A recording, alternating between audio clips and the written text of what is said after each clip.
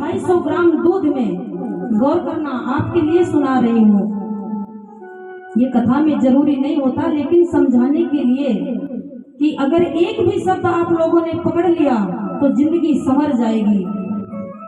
बोले देवी, आज मैं 250 ग्राम गाय के दूध से शालिग्राम जी को स्नान कराऊंगा। माता ने कहा तो ठीक है स्वामी। बोले ऐसे नहीं, मैं घर घर जाऊंगा, जहां मुझे लगेगा कि मैं इस घर से दूध मांगू, मैं उसी घर से दूध की याचना करूंगा। दोनों ने भेष बदला, आए मृत्युलोक में। एक महाशय के दरवाजे में पहुंचे। बड़ा सुंदर मकान है, बहुत बड़ा वैभव है, धनाढ्य है। वहां पर जाकर के बोला, भैया मुझे 250 ग्राम दूध चाहिए, शालिग्राम जी को स्नान कराना है। पता उस धनाढ्य ने क्या कहा, मैं इतना फुर्सत नहीं हूं तुम पाखंडियों के लिए, जहां से आए हो चले जाओ। भोले बाबा ने आशीर्वाद दिया कि बेटा, अगर तेरे पास करोड़ों की संपत्ति है तो मैं कहता हूं, मैं तुझे आशीर्वाद देता हूं कि तेरे पास अरबों की संपत्ति हो जाए। इतना आशीर्वाद दे करके भोले और माता पार्वती आगे को गए। पार्वती जी के कुछ समझ में नहीं आया। जब दूसरे घर में गए, टूटी फूटी सी झोपड़ी थी, वहां पर एक गाय बंधी हुई थी, बुढ़िया मैया थी, और उस बुढ़िया के एक ही बेटा था, दूसरा बेटा भी नहीं था।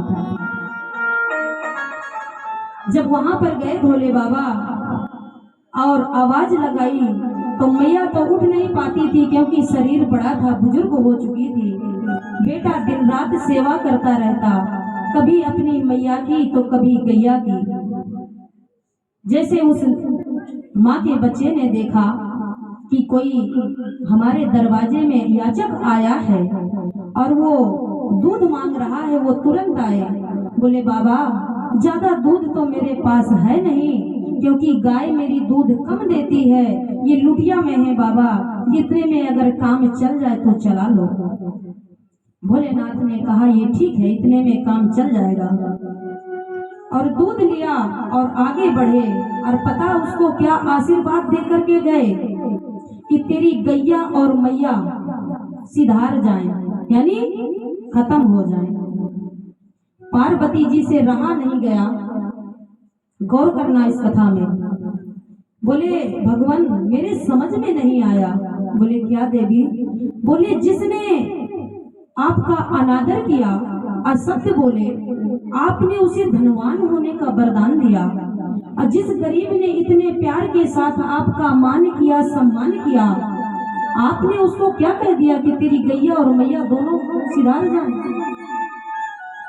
भोले बाबा बोले देवी, ये मन की भावनाएं हैं, जल्दी कोई पढ़ नहीं सकता।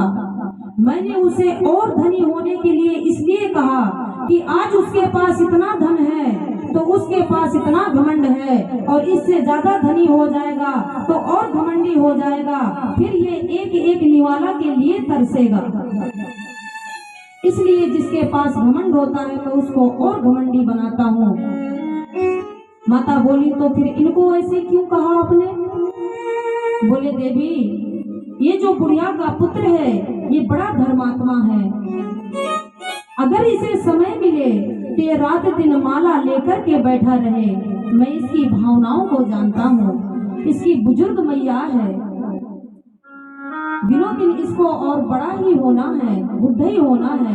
ये गैया और मैया में लगा रहता है, इसकी संध्या आरती वंदना छूटती है, इसलिए मैंने इसको मुक्त कर दिया।